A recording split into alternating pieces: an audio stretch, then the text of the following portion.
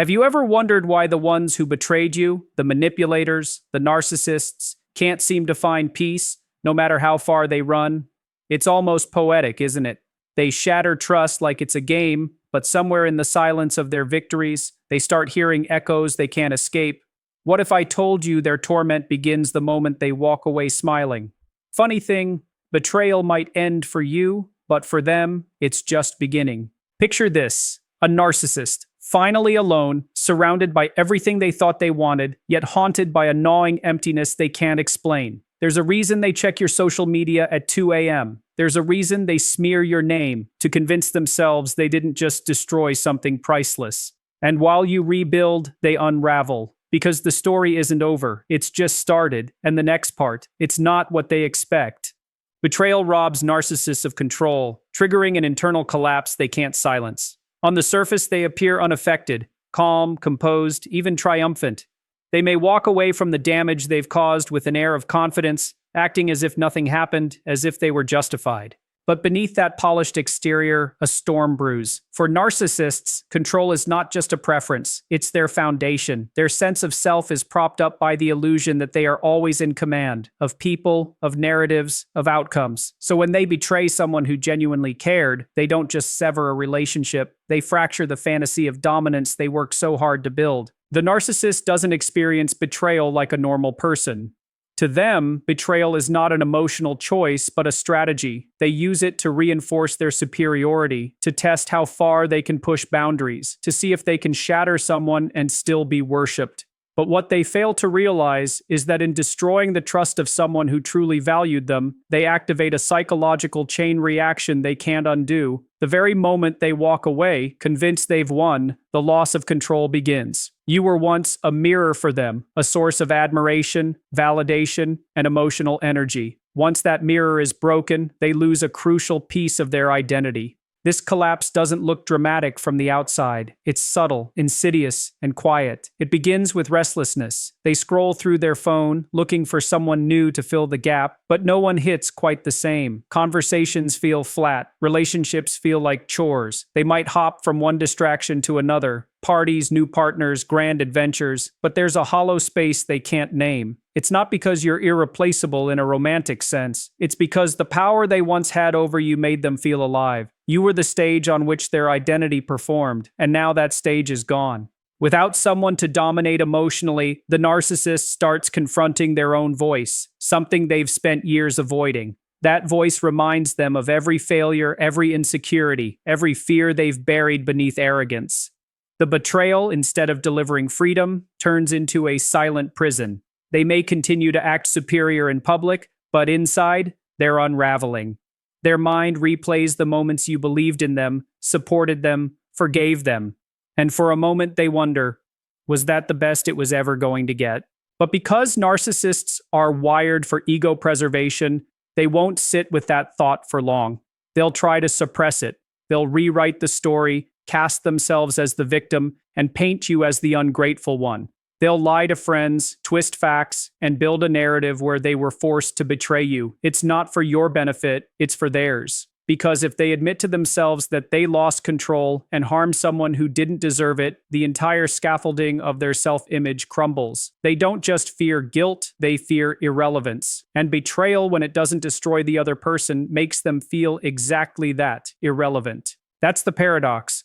Narcissists betray because they think it will elevate them, but in reality, it diminishes them. They believe walking away gives them power, but it's the moment they lose it.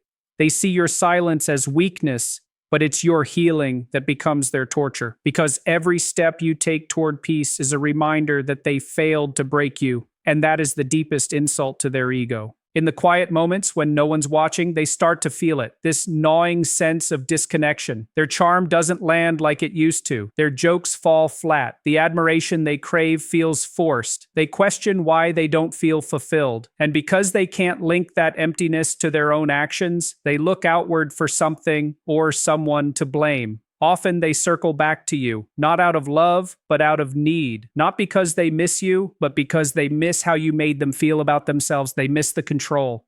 But when they realize you're no longer emotionally accessible, when your responses are neutral, your eyes don't light up, and your energy doesn't bend toward them, something inside them fractures again. It's like a broken compass trying to find north, spinning without direction. They might lash out, re-enter your life, send messages, bait you with guilt or nostalgia, but it's not reconciliation they want. It's regulation. They want to feel in control again. They want to believe they still matter, and every time they fail, the collapse deepens. Their inflated ego can't reconcile with the guilt they pretend doesn't exist. Narcissists live in a carefully constructed reality, one built brick by brick from illusions of superiority, control, and entitlement. Their ego isn't simply high, it's fragile and inflated like a balloon stretched thin, threatening to burst at the slightest prick of truth. And when they betray someone who trusted them somewhere deep in that hidden place they never let anyone see, guilt begins to stir. But guilt is incompatible with their narrative. It challenges their grandiosity. It threatens their identity. So they deny it, suppress it, bury it beneath a mountain of rationalizations. But it never goes away. It lingers like a shadow, just behind their smile, just under their excuses, whispering things they refuse to hear. They tell themselves they had no choice. They paint you as overly sensitive, disloyal, controlling, anything that makes them feel justified. Because if they were to admit the truth, that they betrayed someone good, someone who truly cared, they would have to confront something they've spent a lifetime avoiding, that they are not the hero of the story, that perhaps in this chapter they were the villain. And for a narcissist, that realization is unbearable. It doesn't just hurt, it unravels the very fabric of how they see themselves, so they choose delusion over growth. But the cost is steep.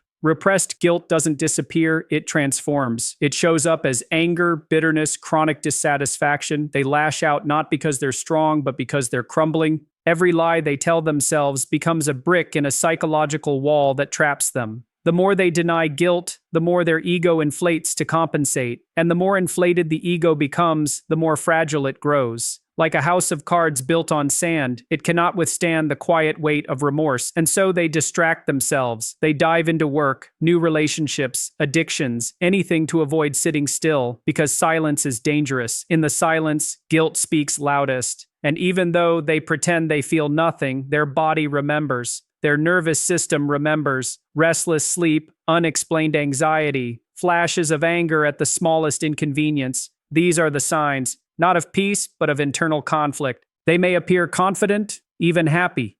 They'll post pictures, boast about new opportunities, and act as if they've upgraded from what they lost. But behind the scenes, they struggle to connect, to feel grounded, to trust even themselves. That's the cruel irony. By refusing to acknowledge guilt, they make genuine healing impossible. And in the process, they become haunted by the very emotions they claim not to feel. Guilt morphs into projection. They start accusing others of being selfish, disloyal, or toxic, when in truth, they're describing themselves. The mind tries to make sense of unresolved pain, and in a narcissist, that process becomes twisted. They externalize the guilt, hoping it will disappear if they just push it far enough away. But no matter how far they run, it follows. In relationships, it shows up as fear of intimacy. They sabotage connections because vulnerability reminds them of the pain they caused and never owned. In solitude, it shows up as numbness. The thrill of manipulation wears off. The highs aren't as high. The distractions stop working. They begin to feel the weight of their choices, not because someone else pointed it out, but because their soul can no longer carry the lie. And still, they resist. They cling harder to ego, trying to drown guilt in self-pity or rage. But the guilt doesn't want to destroy them. It wants to wake them up. Unfortunately, narcissists rarely listen until it's too late. Sometimes they return to those they've betrayed, not with humility, but with charm or nostalgia. They test the waters, hoping to be forgiven without truly apologizing. It's not closure they seek, it's relief. They want you to take away the guilt they refuse to face. They want your acceptance to validate the illusion that they were never wrong. But real reconciliation demands honesty, and that's something the ego resists with all its strength. They fear that admitting guilt means weakness, when in reality, it's the beginning of redemption. But without that step, they remain trapped, forever trying to outrun a feeling that only grows louder in silence. They pretend guilt doesn't exist because they think it makes them invincible. In truth, it makes them a prisoner. The ego they worship becomes a cage, locking them inside a world where blame is always external and growth is forever out of reach. And the longer they pretend, the more the guilt poisons their relationships, their confidence, their peace. Even their joy becomes suspicious. They question why happiness feels fleeting, why trust is impossible, why every connection eventually turns cold. But they won't trace it back to themselves, because doing so would shatter the image they've worked so hard to protect. They obsessively watch your healing because it exposes their own emotional emptiness. At first, they might act like they've moved on, cold, detached, even celebratory. They might flaunt new relationships, post exaggerated moments of joy, or surround themselves with temporary distractions designed to suggest they've already replaced what they lost. But behind the curated mask of indifference lies an uncomfortable truth. They are still watching, quietly, secretly, obsessively. They scroll through your updates, listen to the words you say, analyze your progress, and monitor your growth. Not because they care, but because your healing reflects something they cannot replicate within themselves. It begins subtly. They check your profile out of curiosity, telling themselves it's harmless, just one peek, but that peek becomes a pattern. They start tracking your milestones, noticing how your light is returning. You start to smile again, genuinely. Your eyes begin to reflect peace, not pain, and that unsettles them more than they expected, because in their mind, you weren't supposed to rise. You were supposed to break. You were supposed to need them. Your suffering justified their betrayal, but now your healing threatens the narrative they told themselves, that they were too good for you, that walking away was power, that your world would collapse without them. Instead, your resilience becomes a mirror to their own hollowness. They don't envy your happiness the way most people envy success. They fear it, because your ability to grow through pain reminds them of a strength they've never developed. They see you investing in yourself, emotionally, mentally, spiritually, and they can't understand it, not truly. They've always borrowed identity from others, feeding off attention, admiration, control. But healing requires introspection. It requires the ability to sit with discomfort, face truth, and evolve through it. That's a process they've avoided their entire lives. So when they see you embodying what they lack, it destabilizes them. Not because they want what you have, but because it reminds them of what they'll never build unless they change. And change terrifies them. Healing is confrontational. It brings up everything they suppress. When you post a quote about growth, they see it as an indirect attack. When you speak confidently, they hear it as defiance. Your silence screams louder than any words, and your absence becomes more powerful than your presence ever was. They might not reach out directly, but they'll send signals. Likes on old photos, mutual friends dropping cryptic comments, stories that mimic your journey. It's not support, it's surveillance. It's control dressed as curiosity, because the more you evolve, the more irrelevant they feel. And for a narcissist, irrelevance is more painful than guilt or loss. What confuses them most is how you're rebuilding without needing revenge. They expect bitterness. They're prepared for a fight. But peace? That disarms them. They don't know how to handle someone who isn't fueled by the same chaos they create. They wonder how you forgave, not for them, but for yourself. They study your calm, trying to figure out if it's real. They question whether your smile is authentic, whether your joy is sustainable, whether your confidence will last. And when they realize it's not a performance, it's real, earned, grounded, they feel something they can't name, a deep, aching hollowness. This emotional emptiness isn't new. It's always been there. But your healing puts a spotlight on it. They see you nurturing your soul while they continue chasing validation. They see you building connections rooted in honesty while they remain stuck in surface-level games. And it eats at them because deep down they know their facade is temporary. Every moment of attention they receive feels fleeting. Every new partner eventually sees through the charm. They become stuck in a loop, always searching, never satisfied, while you move forward, free and full. They may try to compete with your growth, copying your language, mimicking your routines, even pretending to heal themselves. But it doesn't work, because true healing can't be faked. It comes from the inside, not from how it looks to others. They might share profound quotes or post about self-love, but you'll notice the hollowness behind it. Healing makes a person more whole. Pretending makes a person more desperate, and they are desperate for relevance, for attention, for proof that they still matter in your world.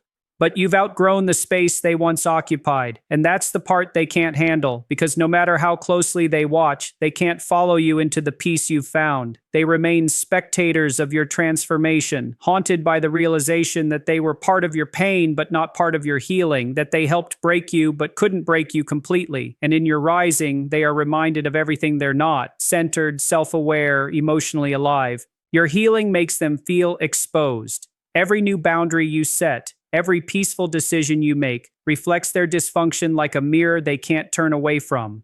They want to stop watching, but they can't. They want to forget you, but you've become a symbol of everything they failed to be, and no amount of pretending, blaming, or distracting can silence that truth. Peace evades them because true peace requires empathy, and that's their missing piece. On the surface, narcissists can appear composed, even serene. They often craft an image of control and success, masking the chaos within. But peace is not silence, nor is it the absence of conflict. It is the presence of understanding, compassion, and emotional depth.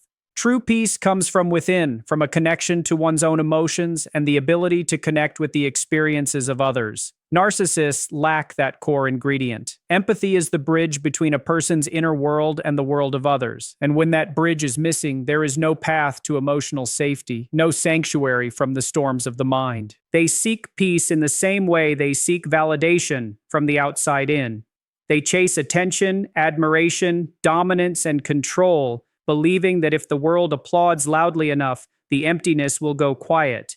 They think peace can be achieved through status, possessions, or winning over others, but peace isn't something that can be hunted down or captured. It's something cultivated through vulnerability, honesty, and the ability to feel with others. Narcissists avoid vulnerability at all costs. They see it as weakness, not realizing it is the doorway to connection, to resolution, to peace. Without empathy, they cannot access the deeper layers of their own experience. They cannot forgive truly, reflect honestly, or love selflessly. Instead, their inner world is filled with noise, racing thoughts, fear of exposure, the need to stay ahead, to outshine, to outmaneuver. They can never fully rest, even when alone. The silence becomes suffocating because it begins to whisper truths they refuse to hear. They replay conversations, obsess over appearances, compare themselves relentlessly, and project their pain onto others. When someone around them is calm and grounded, it unsettles them. When someone chooses kindness over revenge, they see it as manipulation or weakness because they cannot imagine acting without an agenda. That's what happens when empathy is missing. Not only is peace unreachable, but even recognizing it in others becomes impossible. They may imitate empathy for personal gain. They'll say the right things, shed performative tears, offer rehearsed apologies, but true empathy is felt. It moves the heart before it moves the lips. It sees the pain of others as real, not as an inconvenience or a weakness. And that kind of seeing is foreign to the narcissist. They live in a world where people are either tools or threats. When they see someone suffer, their instinct is not to soothe, but to exploit or dismiss. They cannot step into another's shoes because they've never even stood firmly in their own. Their entire life is a performance to escape authenticity, and peace cannot grow where truth is absent. What they truly fear isn't failure or rejection, it's exposure. The fear that one day someone will look past the charm, the success, the projection, and see the emptiness underneath. Peace requires a person to be at ease with their own reflection. But when narcissists look inward, they don't see a whole, grounded self. They see confusion, disconnection, and a collection of masks. And so they run from stillness, mistaking movement for progress, noise for meaning. They jump from relationship to relationship, crisis to crisis, anything to avoid facing the silence that reveals their lack of inner peace. Empathy would demand that they acknowledge their harm, take responsibility for their choices, and genuinely consider the impact of their actions. But doing so would mean surrendering the illusion of superiority. It would mean facing guilt, shame, and regret, emotions they are ill-equipped to process. So instead, they deny, they blame, they rewrite history. This constant rewriting may protect their ego, but it comes at the cost of their peace, because deep inside, they know something is off. They feel the emotional numbness, the lack of meaning, the emptiness in victories that should feel satisfying. Their relationships remain shallow, their joys fleeting, their identity unstable, and no matter how much success they gather, it never quiets the internal dissonance. Others around them might assume they're content. They have the job, the car, the charm, but those close enough to truly see them often describe a different picture: restlessness, unpredictable moods, coldness masked by charisma. These are not signs of peace. These are signs of someone at war with themselves. Someone who craves intimacy but sabotages it, who wants to be loved but fears being known, who longs for stillness but cannot sit with their own soul. And at the heart of it all is the absence of empathy, a hole in the middle of their emotional world that nothing external can fill. They watch others build meaningful connections, navigate hardship with grace, and grow through pain, and somewhere inside they feel excluded from that world. Not because others shut them out, but because they've shut themselves off. Peace is not granted. It is earned through self-awareness, humility, and emotional responsibility. And without empathy, none of those things can flourish. The narcissist stands outside the gates of peace, looking in, unable to cross the threshold because the key they need is the one they refuse to hold.